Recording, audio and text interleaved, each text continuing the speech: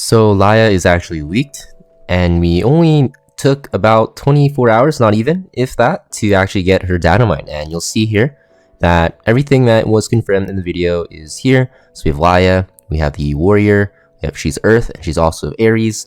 And then we also have the fact that she is a limited unit, which we also already knew, which is kind of annoying because there's so many limiteds coming out. And I know people are saying just don't pull in every limited. Well, the thing is, limiteds only run like once every 2 years or so, and they can get buffed while they're not even running, which happens quite often actually. So if you don't pull for them now and they get buffed later, it's very annoying because what if they become super strong and stuff like that. So because of that, limiteds are definitely units you want to go for most of the time because they can get randomly buffed. But besides that fact, she looks like a pretty cool unit, and you're going to see from her skills, she might be a very powerful unit as well. So looking at her stats and imprints really quickly. So for her stats, she is pretty much all speed and bulk, which is kind of similar to like Meteor Cowrick, right? So kind of signals to me she'll be a good support unit. Even with her self imprint, you'll see that she's going to go up to very high health. And yeah, she's just a not very fast, but decently fast warrior unit that is pretty bulky. And with her concentration and also her imprint release, you're going to see that she will be able to grant health to herself or her allies. Makes her very good at staying alive longer with her concentration for herself. Or if you want to pair her with like health bruisers, you can make them tankier and do more damage. Or if you pair her with squishier units, you can just have them live longer. So very good imprint in the health, way better than like effectiveness or effect resist, because it's way more flexible, right? And we're going to actually see her skills here. So you're going to notice right away she has very, very long cooldowns. But you're going to see that this is because of a reason. So let's look at our S3 first, Spirit of Rock. So this is actually going to start on cooldown, similar to Tamarin. So she kind of works similarly to Tamarin, but our S3 is a single target attack. When you actually kill an enemy, you'll recover health of the caster of Liia and grant an extra turn. So very similar to how Tamarin works, just way more aggressive, kind of like the damage dealer version of Tamarin. And you're going to see that this penetrates defense, cannot trigger a crit, and the amount recovered and damage dealt increases proportional to the caster's max health. And this will start on cooldown, and when this is unavailable due to the cooldown count, at the start of every turn, you'll decrease all skill cooldowns by 1 turn. So basically, every turn you're actually reducing this cooldown by an extra turn. If you Mulgore this, it'll be only a 6-turn cooldown, so technically, because of this passive here, only a 3-turn cooldown at the start of battle. So when this comes up, you can just nuke an enemy, and this will hit pretty decently hard. I'll talk about the multipliers a little bit later, but I think if I put the slider up, okay, interesting. First time using this page, by the way. And then we're going to see our S2, Sweet Shears.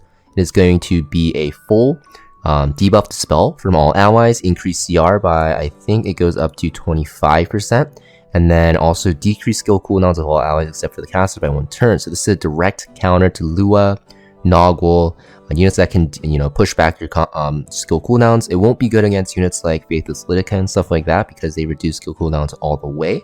But against the very meta units, Liia and Noggle, who have been very, very prominent in the PvP scene, just taking over a lot of battles, you can actually counter them now without a speed unit, right? You can counter them without having to outspeed them with Liia now because of the fact that she can actually bring back the skill cooldowns of your team and also dispel all those pesky debuffs like Beguile, Bind, Seal, and stuff like that. So it makes her very good as a cleanser.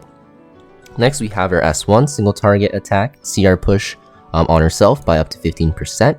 When your S3 is on cooldown, this will trigger a dual attack from a random ally, and this damage will also increase proportional to the caster's max health. So you guys already know how dual attacks from random allies work. It's very annoying if you bring like Spectre Tenebria while her S3 is on cooldown. You can instantly lose because she can delete 2 units.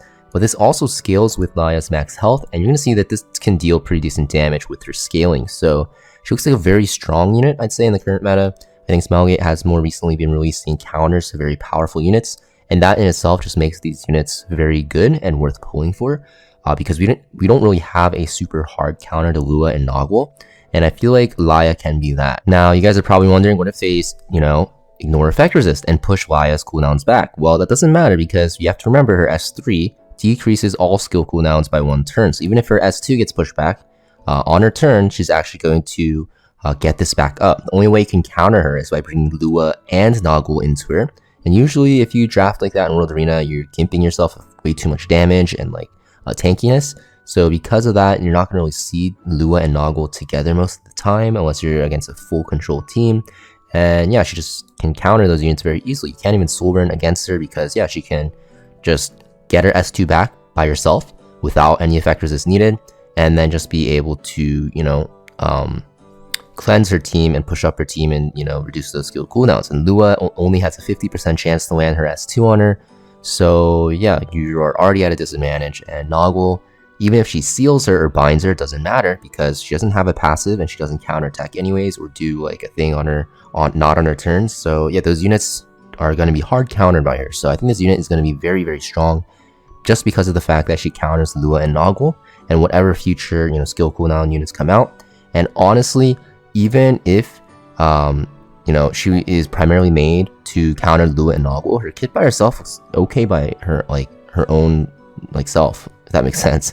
What I'm trying to say is like even if you don't get your cooldowns pushed back, you can still, you know, help your team cycle their S3 and S2 faster, which is still very good, right? If you pair her with a unit that has very strong S3s or S2s, for example, like Lone Crescent Bologna or something, then yeah, you can just help them cycle it faster. So pretty strong unit, and we're going to talk about her ratios in a second. You'll see it's very strong. So these are awakenings and what you need to do to actually upgrade her. Of course, it's tied with her zodiac symbol of the Aries symbol, so you can always just check Aries warriors and see what catalysts you need, and you'll be able to actually prepare. So here we have the scaling here. So you're going to see her health scaling on her S1 for the damage it does with that dual attack is 10% of her max HP, so not that great. Her S3 healing is going to be 30% no matter if you use it regularly or soul burn it, and if you actually attack with it, right, the damage portion will be 20% without the soul burn and 32% with. So damage is pretty decent. I don't think it's like super broken, but if they actually made her S3 one shot while having the support, she'd probably be super giga broken. So they kind of held back too much on her damage, but it's still very high. Like, she's still a very strong unit because she can support her team and do very high damage with her S3. Now this is her artifact. This artifact, Sweet Miracle, one, the artwork looks amazing, but it's a very powerful artifact. So you can see warrior exclusive. It will give you health from 5% to 10%. Very good for warriors. A lot of warriors scale with health. If not, they want to be tankier. But the biggest thing is a secondary effect. You're going to see at the start of the turn, you have a 50% chance at rank 0, 100% chance at rank 30 to decrease buff durations of the caster by 1 turn. This can activate every 3 turns. This is insane. It's basically like a free cleanse on yourself. If you're against teams that have 1-turn CCs, even like Arrow Well, if you have this on your units, they can actually just cleanse it off. This is a very powerful unit, very good for Guild Wars offense or baiting, and very good in RT and World Arena to actually surprise people. And this will be very good on Liia as well, because even if Liia lands that sleep on you, you'll just cleanse it off, right? So extremely powerful artifact. You definitely will want this on her. And there might be some other warriors that would like to use this, especially like support warriors as well. And I don't even know, like maybe this stacks with Meteor Carrick. Could you imagine if this stacked with Meteor Carrick's S3 where you can reduce debuff durations by 2 turns? That would be crazy. It would make him very good against like Death Dealer Rain, stuff like that, like instantly. So I think this artifact will be very powerful, definitely a must have. And the only thing I hate about this is you have to max this out to get that maximum percent chance. And I feel like this is like a very kind of like annoying move by Smilegate, just because of the fact that it's kind of just a way to pull more cash, because you need to max this out, so you have to whale on the banner, right? So it's just like a very terrible situation. So I'm not too excited for this artifact coming out, but I will not lie, it's a very powerful artifact. So just kind of annoying that Smilegate is making this artifact the way it is, and hopefully they don't do the same in the future. Like we saw how it was with Rocket Punch, with like SSB's Drink. It's just not fun to have. Even like Benny Mara's Tachi, with those percent chances going up with the level, just punishes people that are not able to whale on banners. So yeah, it kind of sucks. But besides that, that is the data mine for Liia and artifact. Let me know, guys, what you guys think about this unit down below, and also about the artifact, and I'll see you guys next video.